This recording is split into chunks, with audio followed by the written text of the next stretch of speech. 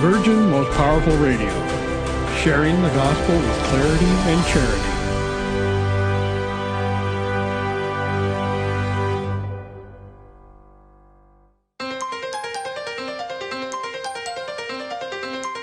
And now, Virgin Most Powerful Radio is pleased to present Hands-On Apologetics with renowned Catholic author and apologist, Gary Michuta.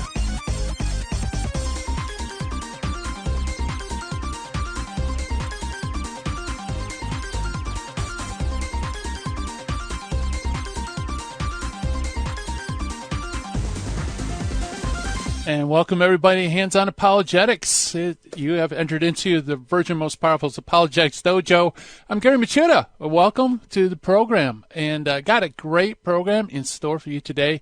We're going to have JonMarc Grodi come on to the show. He's been on before. We're going to continue our discussion about virtue. You know, it's not enough simply to know the truth, but to live the truth. And it's really interesting, this dynamic of knowing the truth and living a virtuous life, because when you live a virtuous life, guess what? The more you can know truth, and the easier it is for the grace of God to work in your life. And so we're going to talk about the cardinal virtues.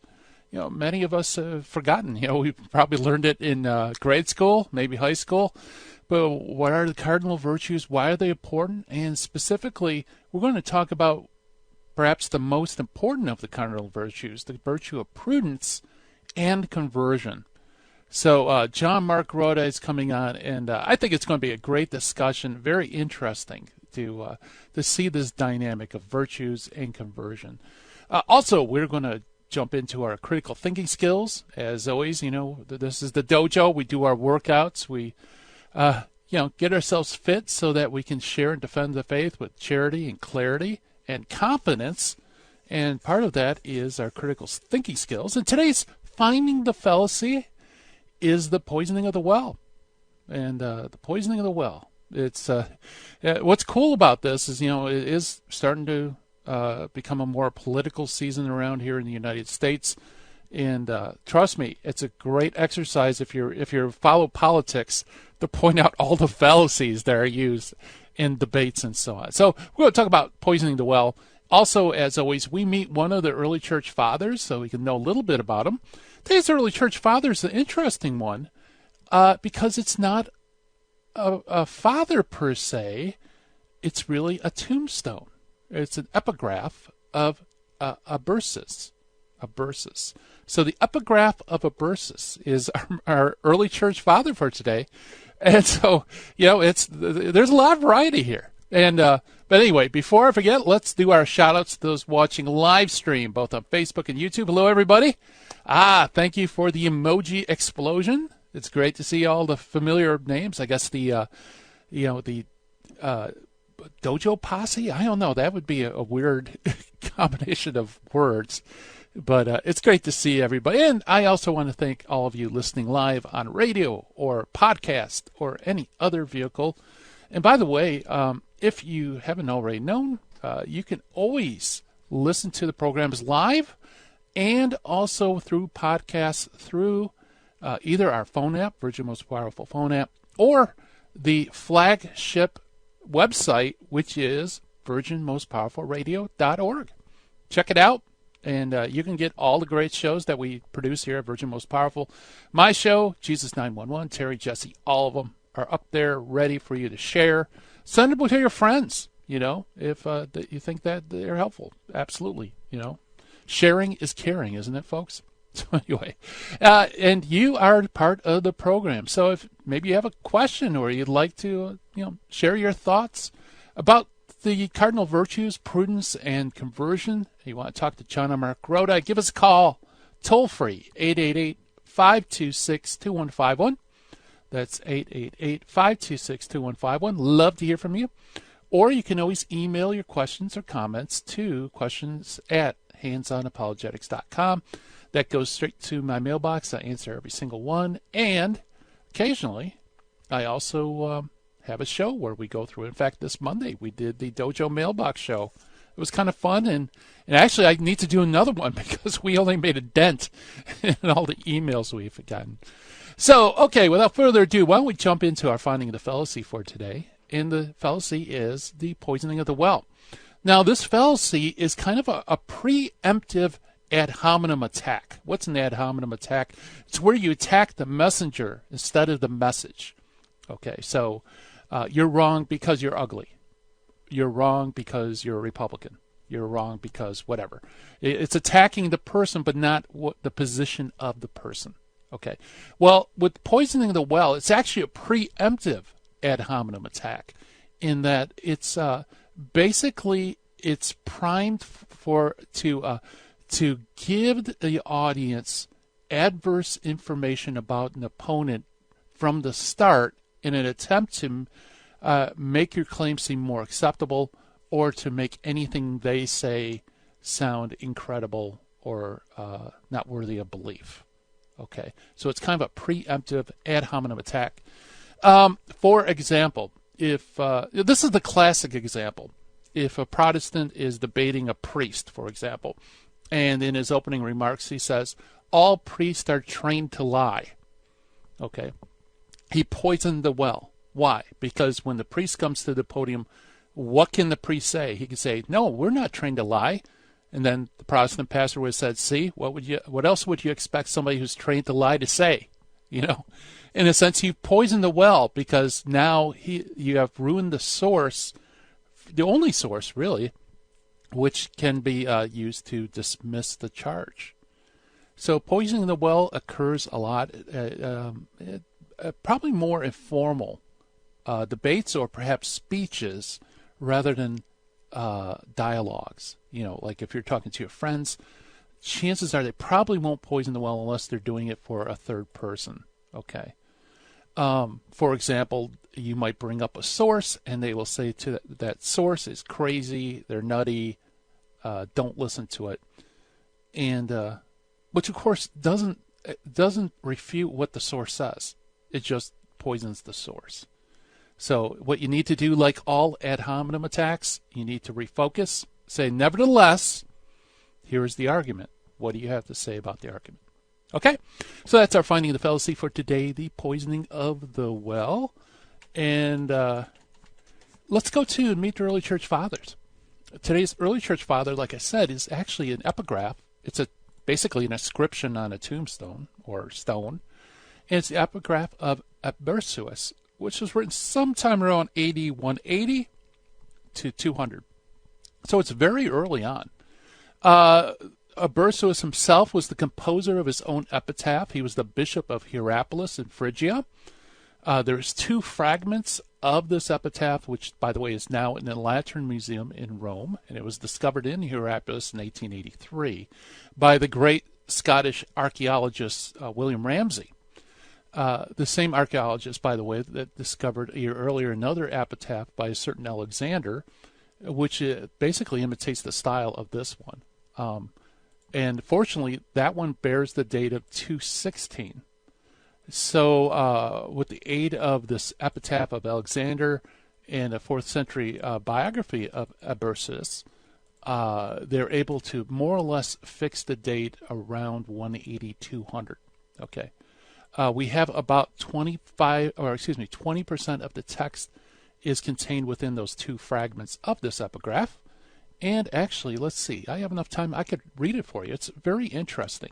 And when you read it, you'll notice as Christians, certain things will jump out that you'll know what he's talking about. But if a pagan read it, they probably wouldn't have a clue what he's saying. Okay, so, read this with your Catholic eyes, okay?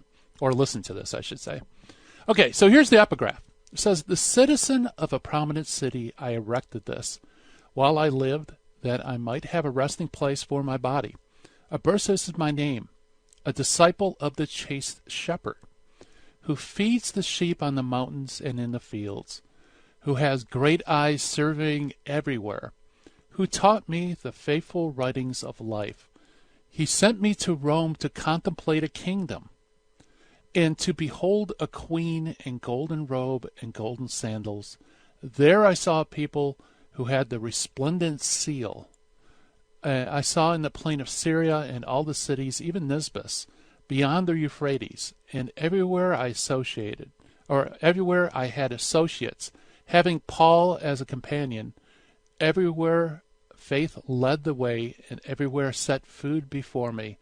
Fish from the fountain, mighty and pure, which the chaste virgin caught, and gave this to friends to eat, always having good wine, giving mixed wine with bread. Standing by I, Abersuus, ordered this to be inscribed.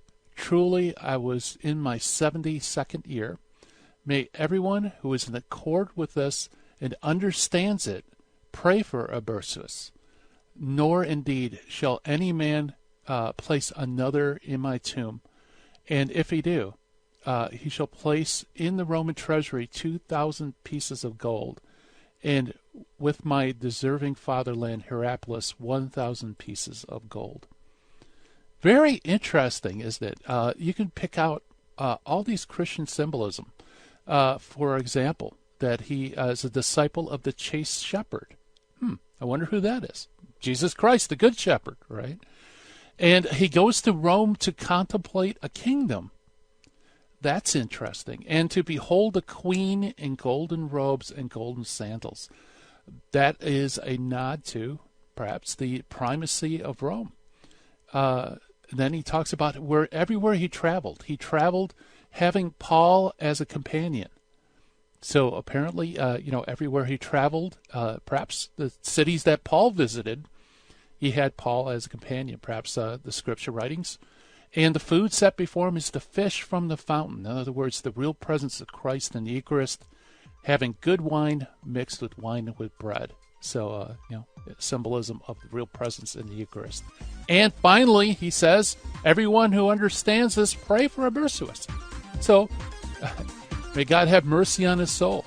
And ladies and gentlemen, on the other side of the break, we're going to talk with JonMarc Grodi about cardinal virtues, prudence, and conversion. Stay tuned.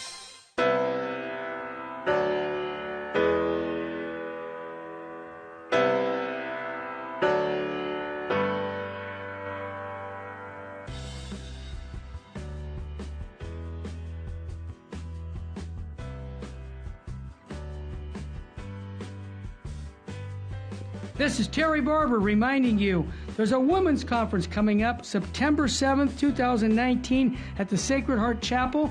Mary Danielle Barber will be speaking along with Barbara Nicolosi. They're going to be talking about true femininity. Be who you are. This is going to be for your daughters, your mothers. Every woman should be at this conference. And the way to do it is go to virginmostpowerfulradio.org or call 877-526-2151.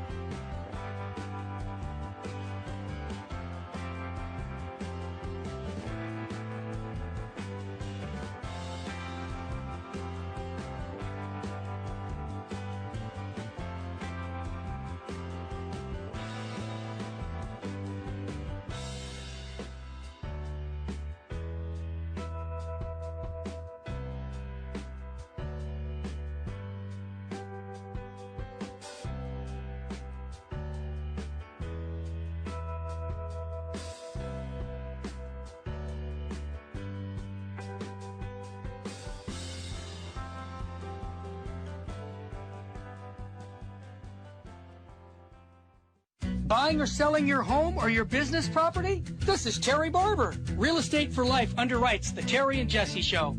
And they can connect you to one of 900 pro-life real estate agents around the world. And when they receive their referral fee, they will give 80% of it to a pro-life organization. Wow! That's 80%! realestateforlife.org, 877-LIFE-US1. Now, back to Hands-on Apologetics with Gary Machuda. If you'd like to join the conversation, call 888-526-2151. Here's Gary.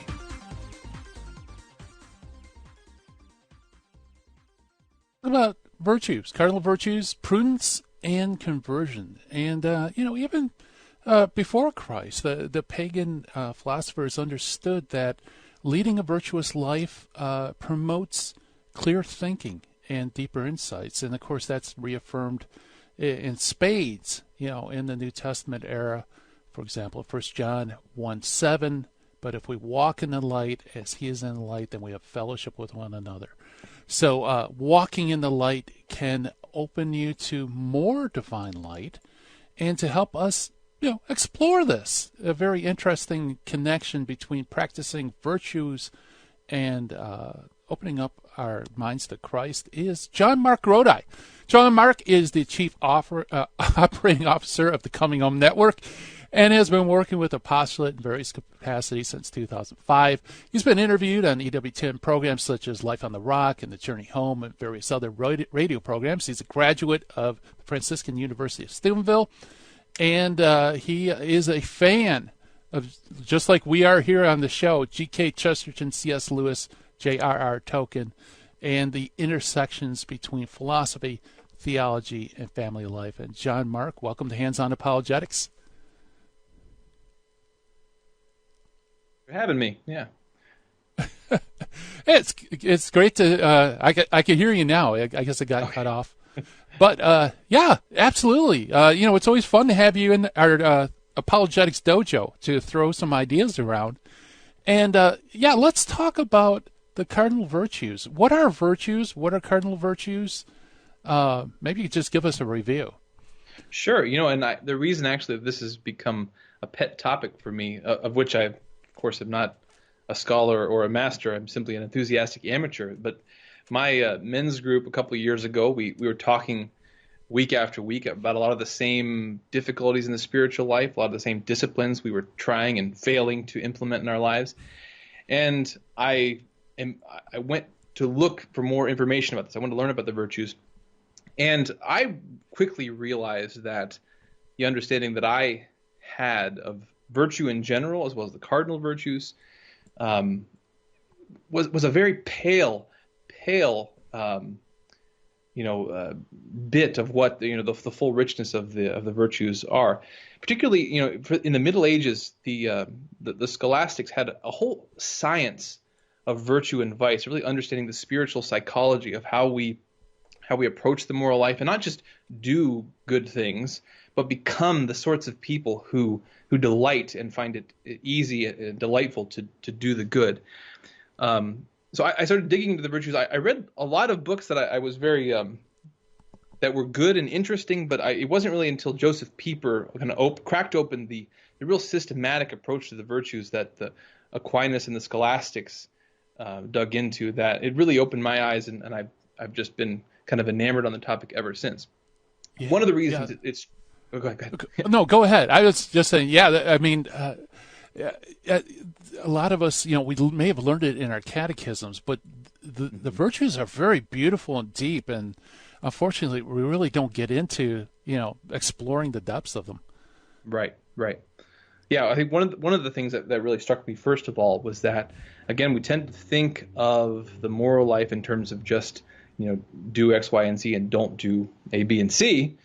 And with the virtues themselves, the versions we get of, for instance, the cardinal virtues or the sub-virtues that kind of fall under each of the cardinal virtues are very, they focus strictly on the negative or don't do A, B, or C. So think of many of the virtues that we would kind of attenuate under temperance, things like sobriety, don't drink too much, or chastity, don't fornicate, et cetera and so forth. We tend to just look at the negative. But again, a virtue is not just not doing something. That's not a virtue. In fact, what a virtue is this. Well, I'll read for the Catechism here. So this is section 1804, the human virtues, and it's in the larger section on the virtues. Human virtues are firm attitudes, stable dispositions, habitual perfections of intellect and will that govern our actions, order our passions, and guide our conduct according to reason and faith. They make possible ease, self-mastery, and joy in leading a morally good life. The virtuous man is he who freely practices the good. And it goes on to say the moral virtues are acquired by human effort. They are the fruit and seed of morally good acts. They dispose all the powers of the human being for communion with divine love. So there's a couple key pieces in there. First of all, a virtue is not just I did one thing, I did an action, but it's that over time, actions have coalesced into a firm attitude, a stable disposition, a habitual perfection of my whole being. So all of my faculties, my mind, my will, my heart, become aligned through my actions to the point where, as it says, they make possible ease, self-mastery, and joy in leading a morally good life. The virtuous man is he who freely practices the good. So it's not just doing a good thing once. I mean, anyone can muster a few, good actions here or there, especially if they're trying to impress God. But it's that through our actions, God is transforming us into the kind of people who delight in the good, just as he does. And so, again, that was a key piece to me, because you think of, again, if you only hear or sort of receive by osmosis the negative, small slivers of what the virtues are, you're just thinking, well, these are kind of obvious, And in fact, today the topic is prudence and conversion. The other thing that blew my mind about the virtues and really opened them all up to me is that for the medievals, for the scholastics, prudence is not just one of the cardinal virtues. It's the chief of the cardinal virtues. In fact, it is the mother of all moral virtue. And let me quote Joseph Pieper, because this idea is it was wild to me to encounter this, as he expected it to be when he was writing his book, The Cardinal Virtues, which I highly recommend anybody to check out. He says this: classical Christian ethics, on the contrary, maintains that man can be prudent and good only simultaneously, that prudence is part and parcel of the definition of goodness, that there is no sort of justice and fortitude which runs counter to the virtue of prudence, and that the unjust man has been imprudent before and is imprudent at the moment he is unjust. All virtue is necessarily prudent. And this is a wild idea, because when we think of, like, what does do you think? What does the modern mind think when they hear prudence or be prudent? What are they thinking? Yeah. Generally they say it's being prudish. Picky, that type of thing. I mean, we can kind of get on board with justice and fortitude and temperance and something, but when we hear prudent, we think. In fact, he points out in someplace in this chapter that I'm going to find it here. I don't know if I can find it here, but he points out that we tend to actually think of prudence as at odds with the other virtues. That the courageous man is one who is ceasing to be prudent. That the prudent man is one who pulls back from battle, pulls back from the fight, pulls back from speaking the truth, and kind of hides and is calculating and is, trying to keep himself safe. And he says that has never been what prudence has been about. And in fact, prudence is the mother of all virtues. In fact, you can't be morally virtuous without first being prudent. And that was a pretty mind-blowing thing. And he illustrates a lot of how that's worked into Aquinas and others, the whole theology, the whole understanding of the human person, why prudence is preeminent. And so what is prudence? Again, we've reviewed what virtue is. What prudence is, and again, we quickly see why this is the gateway. This is what opens the door and allows the other virtues. Is that prudence, it's not about being calculating. It's not about kind of conniving or getting out of responsibility. Prudence is this virtue, this practiced habit of going through life awake and alert and open to truth. And prudence is practicing. And there's two ways you can fail to be prudent. One is that you can just go through life unaware. You can go through life in a daze, just bouncing from thing to thing, reacting to stuff, and not choosing, not making decisions. Right. But prudence means I'm open to truth. I'm seeking truth. And in the light of truth, I'm trying to choose and make what is the right decision in this or that situation. And practicing that is what becomes this disposition to going through life awake and trying to make the right choice. Now, we can also fail in prudence by recognizing the right choice and not making it, or kind of shrinking back from it, and that gets into the other cardinal virtues. But prudence is this fundamental cardinal virtue in which we are open to reality. We want to know reality, and we want to act accordingly. We want to do well. And so again, that brings us quickly into what justice is. And I think, again, in light of that, we see I think the other cardinal virtues make more sense. So justice is that we live in this web of relationships with God, our Creator, relationships with other people in our lives, those to whom we have responsibilities. And we live within this web of relationships. And the first step of prudence is to recognize that web of relationships and to act accordingly. So justice is to give the other his or her due. We give God worship and gratitude and service. We give our wives our fidelity and our love and our care. We give our children, teaching, education, and love. We give those people to whom we are indebted in some way. We give them what we owe them. So the first step of prudence is kind of recognizing this web of relationships and acting accordingly.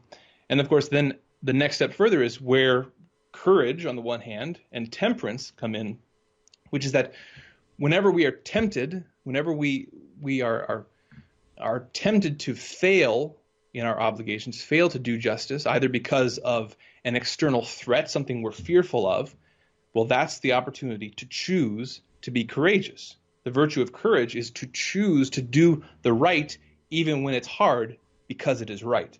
And that's the virtue of courage. And there's many sub-virtues that kind of go under each of these cardinal virtues. And then on the other hand, temperance is the virtue by which, when we are tempted by an internal desire to fail to do justice, and whatever that desire might be, is that desire for too much alcohol? Is that desire for too much food? Is that desire for too much sex, or in the wrong way, or in the wrong? Is that the desire for argument when we should be silent? Is that desire for self-aggrandizement when we should be more humble? Yeah. Temperance recognizes I need to pull back and find the mean there, find the right thing for each of these. And I think another piece of temperance that struck me too, again, we tend to focus on the negative aspects of temperance, the don't do's. But what temperance is for is that my heart must not be attached to any of those things such that it keeps me from falling head over heels in love with God and the other things I should be head over heels in love with. Temperance is not a cold, boring, the person who.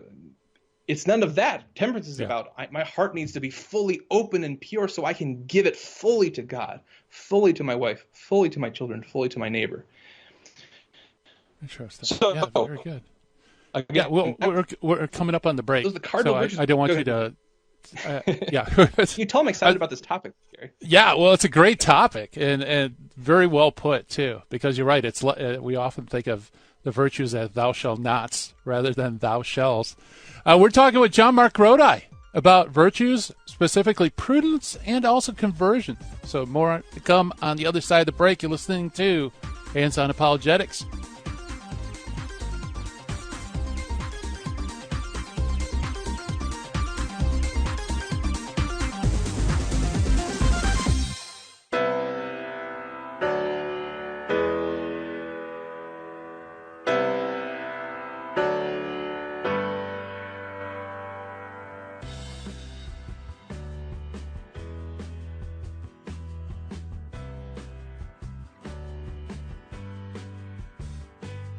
This is Terry Barber reminding you there's a women's conference coming up September 7th, 2019 at the Sacred Heart Chapel.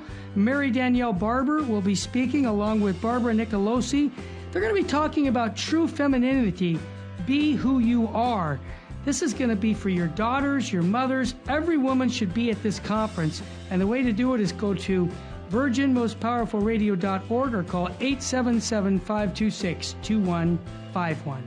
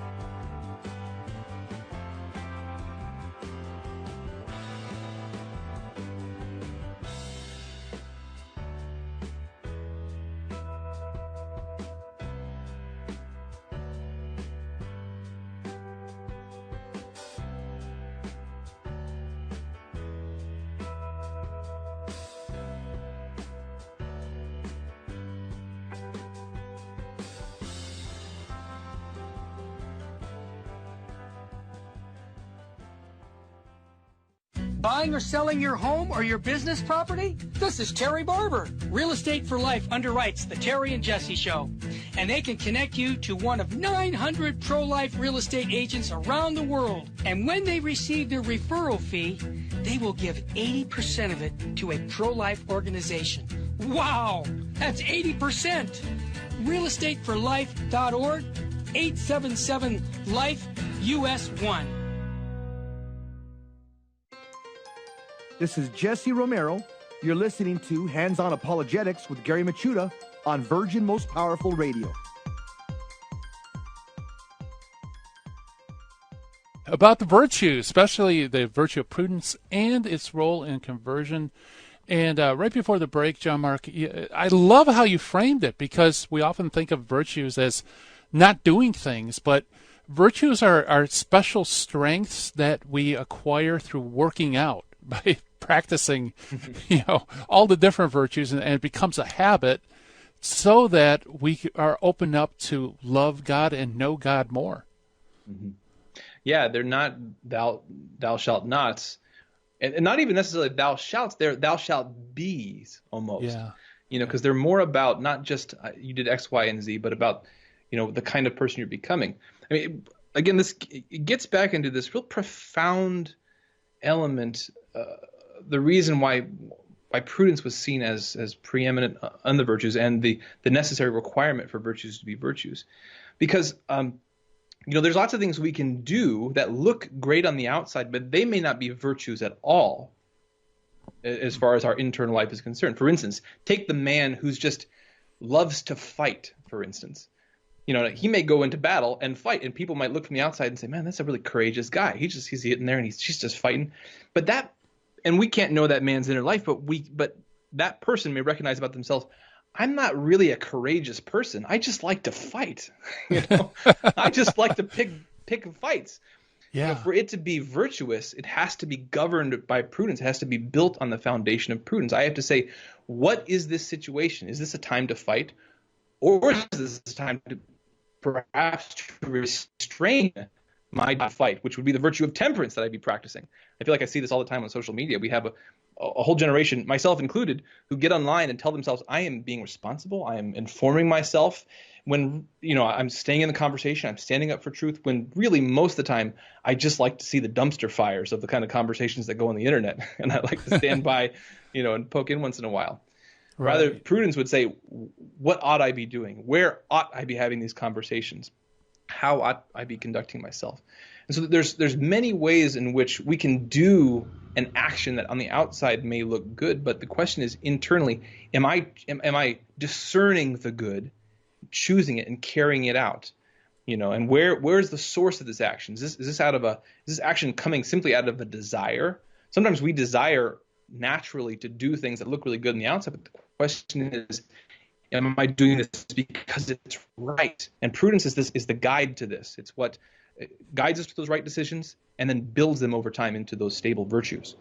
So a couple more quotes from Joseph Pieper, if I may, Gary? Yeah, absolutely. Okay, so he wraps this up, some of this up, saying, prudence is the cause of the other virtues, being virtues at all. For example, there may be a kind of instinctive governance of instinctual cravings, but only prudence transforms this instinctive governance into the virtue of temperance. Virtue is a perfected ability of man as a spiritual person, and justice, fortitude, and temperance as abilities of the whole man achieve their perfection only when they are founded upon prudence, that is to say, upon the perfected ability to make right decisions. And later on, again, he gives a great summary. Thus, prudence is the cause, root, mother, measure, precept, guide, and prototype of all ethical virtues. It acts in all of them, perfecting them to their true nature. All participate in it, and by virtue of this participation, they are virtues. So once again, prudence is the mother of moral virtue, because if we are not actively choosing the good because it is good and carrying it out, it's not really a virtue. It's not really a good act. We have many examples Christ points out in the New Testament where, again, we may be doing something on the outside, but the question is, are we prudently choosing to do this good thing for the right reasons on the inside? Am I praying out here on the street corner so people will see me, or am I prudently saying, you know what, the place to pray is to go into my go into my secret room and to pray in the presence of my Heavenly Father. Virtue and prudence at the helm is what helps us navigate that. Yeah. So how do you develop the virtue of prudence? Because, well, I guess the first step would be to be aware, like you said. It's kind of like the awareness of where you are and what God's will is. But how do you develop that? Yeah, I feel like before I discovered Pieper and the medievals on this, again, my very limited understanding of prudence, it just seemed like such a banal virtue, like don't be stupid, stupid. Like it's just right. But I'm recognizing more and more now that every day we are like when we get up in the morning and we shake off our sleep and we try to reorient our mind and remind ourselves, why am I alive? Why am I here? What am I doing today? What's the right good thing I should be done today? And what's the purpose of this day and every day? Mm-hmm. Every day when I get up and I go through that routine again and I reorient myself, that's when I'm practicing prudence. I'm practicing being awake and alive to truth. As I go about my day, we talk about things like, discerning God's will, about staying sort of in touch with and open to the Holy Spirit. We talk about being open to truth, seeking truth. All of these things are part of our practicing prudence, because it's seeking the truth. It's being open to things as they are, the truth, of who I am and who God is. It's being open to that truth and trying to make the right decision. I think, again, that trying is a crucial piece here, because it's not just that X, Y, or Z gets done. It's that I do that. I'm called to certain responsibilities, and I'm only made into the sort of person God wants me to be by cooperating with God and carrying that out. So I mean, go ahead. Yeah. Oh, I was just thinking, one of the crippling things I think most Christians run into is trying to discern God's will. Mm-hmm. And because God's will doesn't seem very clear in every instance, we kind of curl up in ourselves, wondering, God, what is your will? What is your will? And you don't do anything. So you don't grow. And what you're saying, I was thinking, the virtue of prudence kind of breaks through that, because you might not know God's will in a particular instance, but you do know what you should and shouldn't do, in a particular instance. Yeah.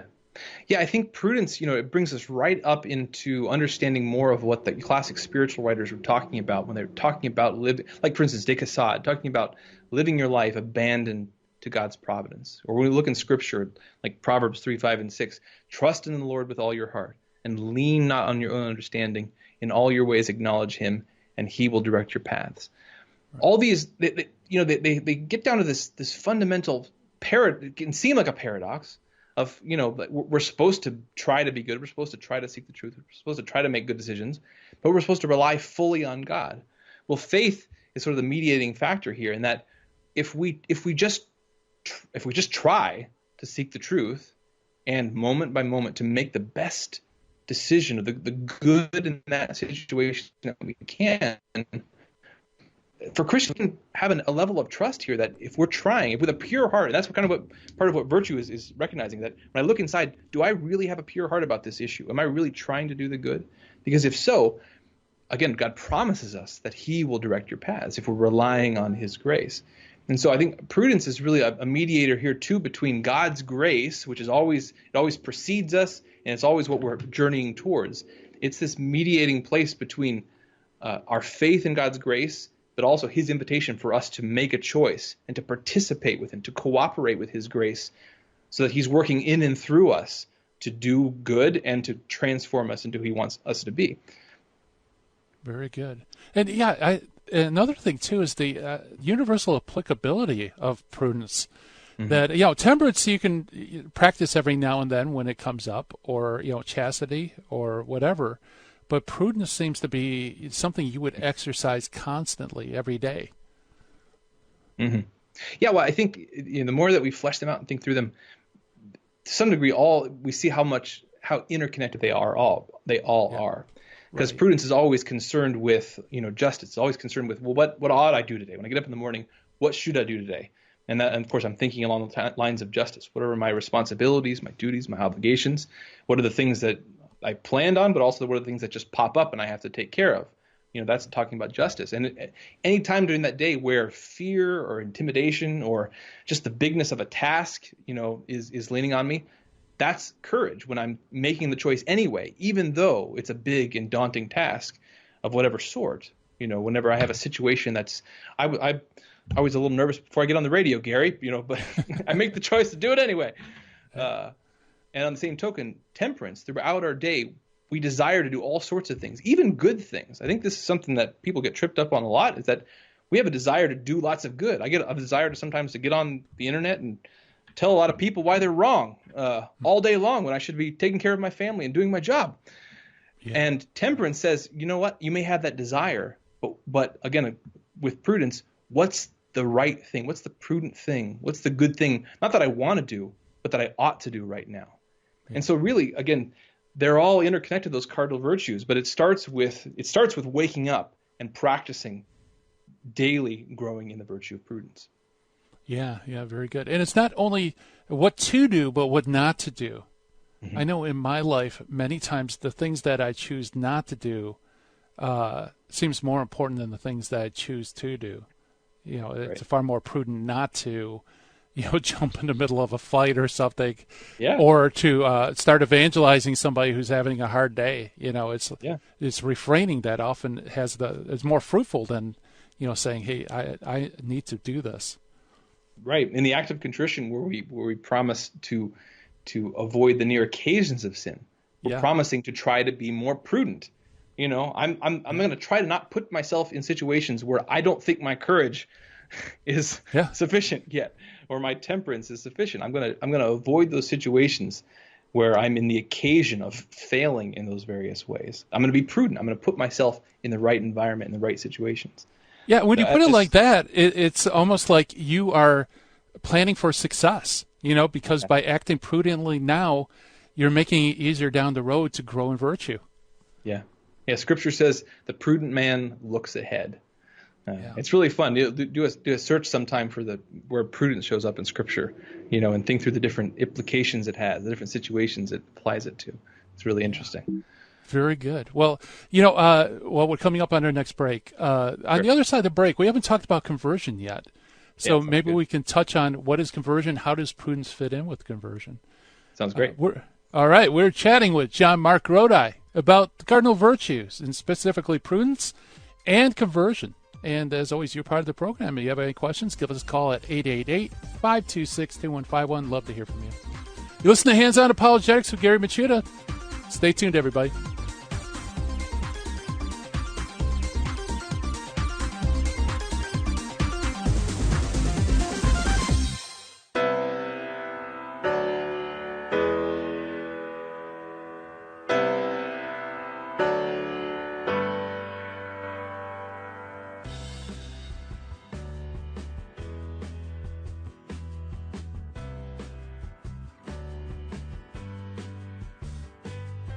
This is Terry Barber reminding you there's a women's conference coming up September 7th, 2019 at the Sacred Heart Chapel. Mary Danielle Barber will be speaking along with Barbara Nicolosi. They're going to be talking about true femininity. Be who you are. This is going to be for your daughters, your mothers. Every woman should be at this conference. And the way to do it is go to virginmostpowerfulradio.org or call 877-526-2151.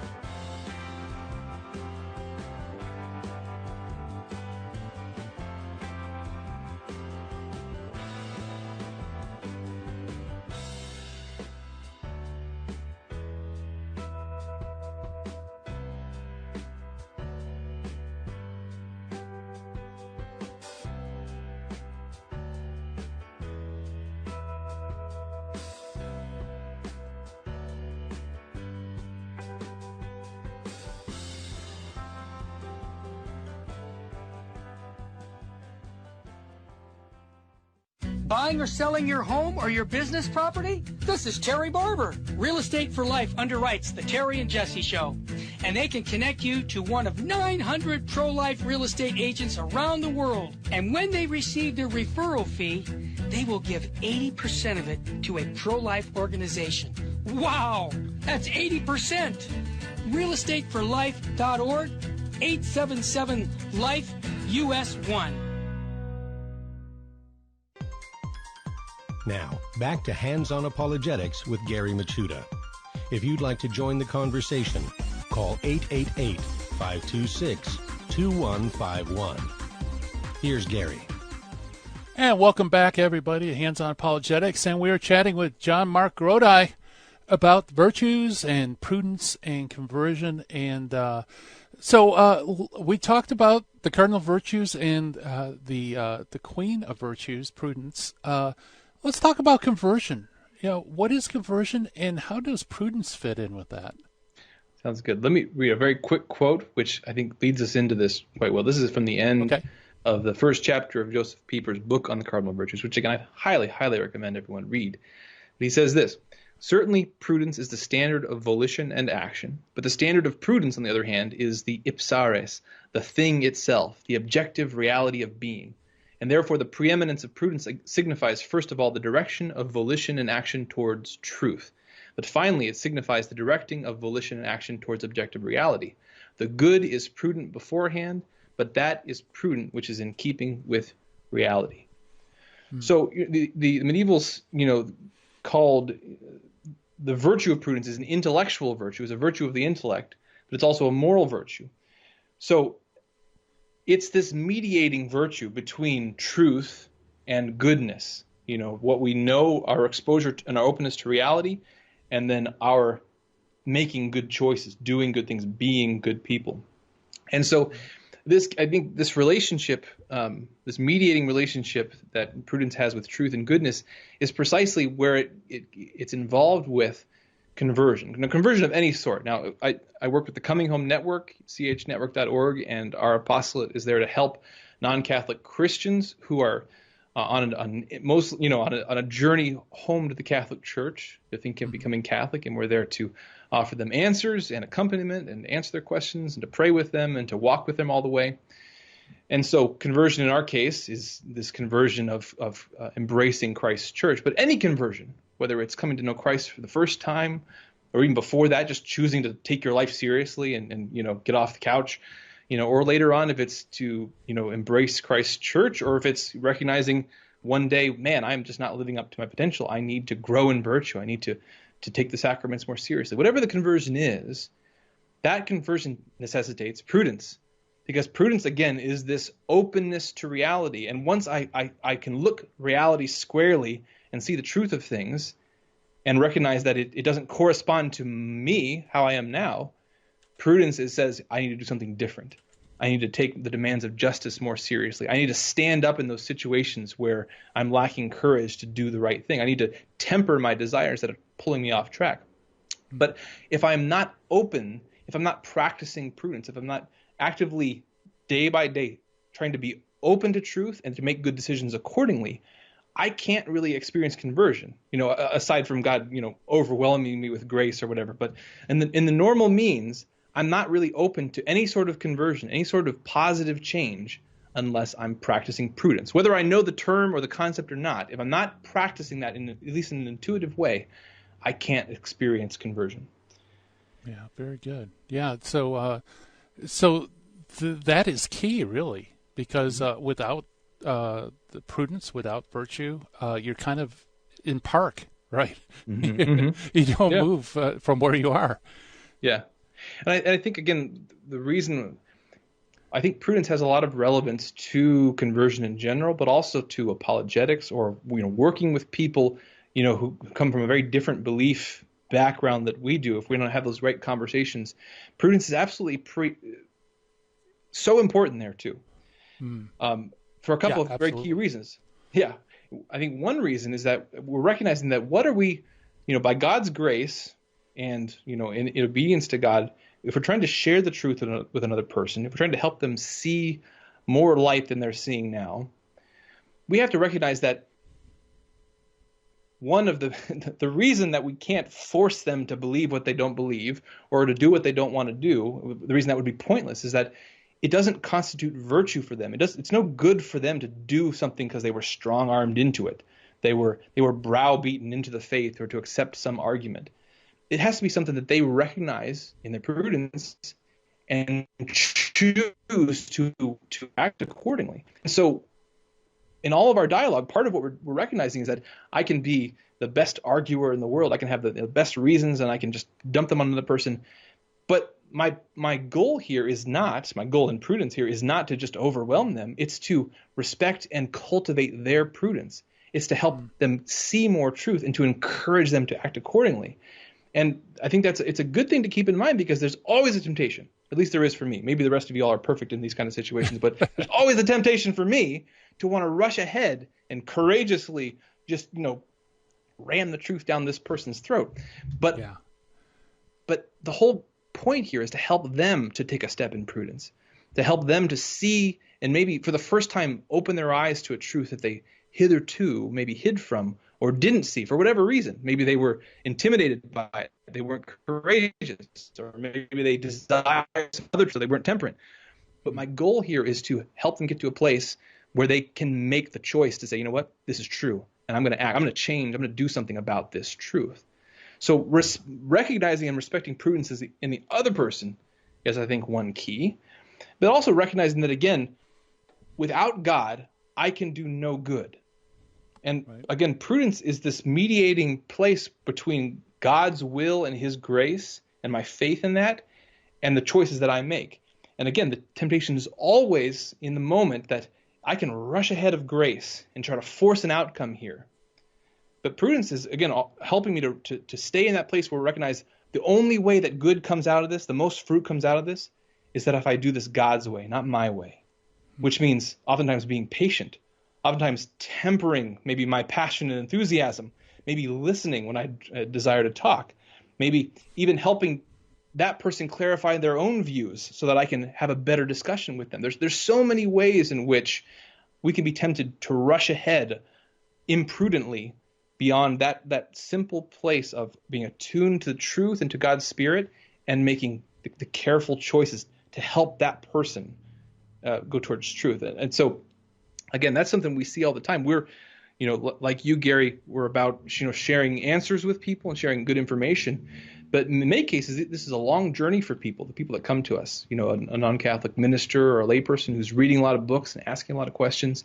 Yeah. It's a long-term journey for them in their spiritual life. And a lot of what we're doing is prayerfully walking with them, yes, answering their questions, but also encouraging them, hey, this is about you following Christ. As just by way of example here, I had this guy I talked to about 10 years ago, and he had some questions, and we answered them, and then we didn't hear from him for 10 years.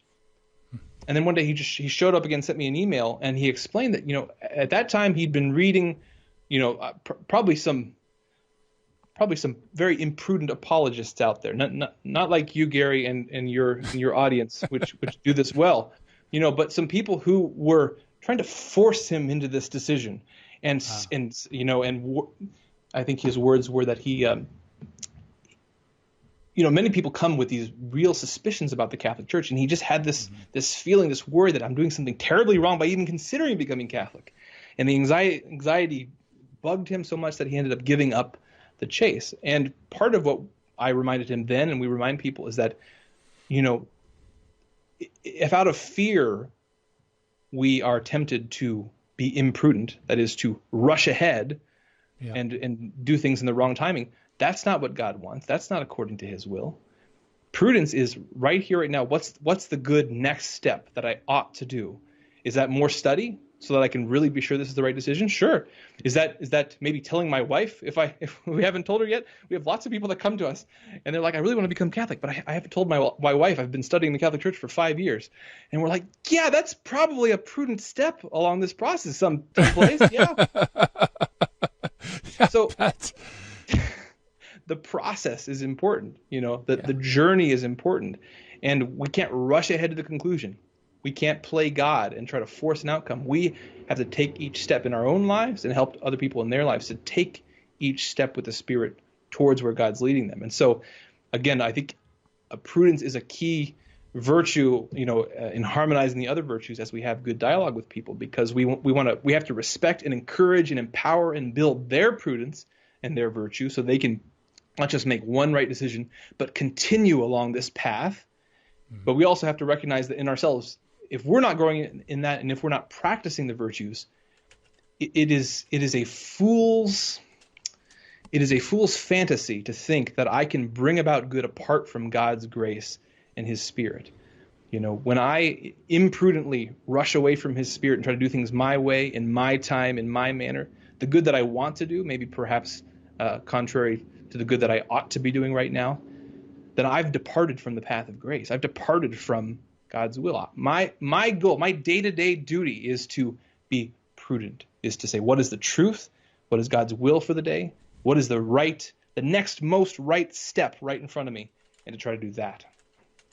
Yeah, very good. Yeah, and that's very wise advice, because you're right, because by not exercising prudence, we can actually, thwart people's potential conversions, because we're forcing them or not allowing them to think through, their own problems or their own difficulties, or overcome things, and we're kind of depriving them of the virtue of it too. So, wow, I can't believe the program has flown. This got to be the fastest hour on Catholic Talk Radio, I tell you. Well, JonMarc, where can people get all the great resources for the Coming Home Network? Yeah, the website is www.chnetwork.org. And again, especially if you're someone who has become Catholic from another tradition, or if you're not Catholic and you're interested, you're journeying, you're growing in that journey, we'd love to talk with you and walk that journey with you. Yeah, very good. Well, thank you so much for coming on the show. We appreciate it. Yeah, thanks for having me, Gary. All right. JonMarc Grodi, ladies and gentlemen. And yeah, check it out, chnetwork.org. Got lots of excellent resources, programs. You got Journey Home programs. You got all these other video projects that they do. And like you said, it's a great resource for those who are, maybe interested in Catholicism. Share the link and pass the word around. All right. Oh, so I almost forgot. Need to mention, August 21st, mark down your calendar, folks. We're going to have a live show on YouTube with John DeRosa of ClassicalTheism.com and Pat Flynn of The Pat Flynn Show. And this is going to be live on YouTube August 21st. Apologetics in the 21st Century.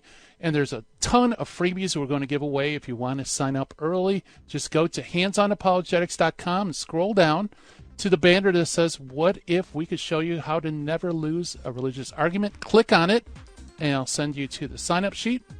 And coming up tomorrow, Paul Thomas, our Lebanese apologist, is on. We're going to talk about Peter and the church. That's going to be fun. And also on Friday, Dr. Douglas Beaumont comes back to the dojo. It's always great to have Dr. Doug on. Coming up next, High Intensity Catholic Talk coming at you at the Terry and Jesse Show, or I guess I should say Terry and Matthew Show. And it's time for me to shut down the Midwest Fan Center and turn out the dojo lights here. It's been a pleasure talking to you. Thank you so much for listening to the program. And God willing, we'll talk again tomorrow. Everybody have a great day. And God bless. Bye-bye. In the 1990s, I lived and worked in Hollywood. But when my wife Betty's mom took ill, we relocated to Orange County. And it was during this time in our lives that I converted to Catholicism. Once my eyes were opened to the truth, I couldn't learn enough about the faith. But I had less free time than ever, especially with a long commute. That's when I discovered the real value of Catholic audio. Listening to cassette tapes transformed my daily commute into a miniature retreat. And that's the beauty of Virgin Most Powerful Radio today. Since the podcasts are archived, you can listen anytime on our smartphone app. I know how listening to Catholic audio can bring you closer to Christ and His Church. So I encourage you to visit the App Store or go to vmpr.org and download the app today. It just might change your life. I'm Matthew Arnold for Virgin Most Powerful Radio.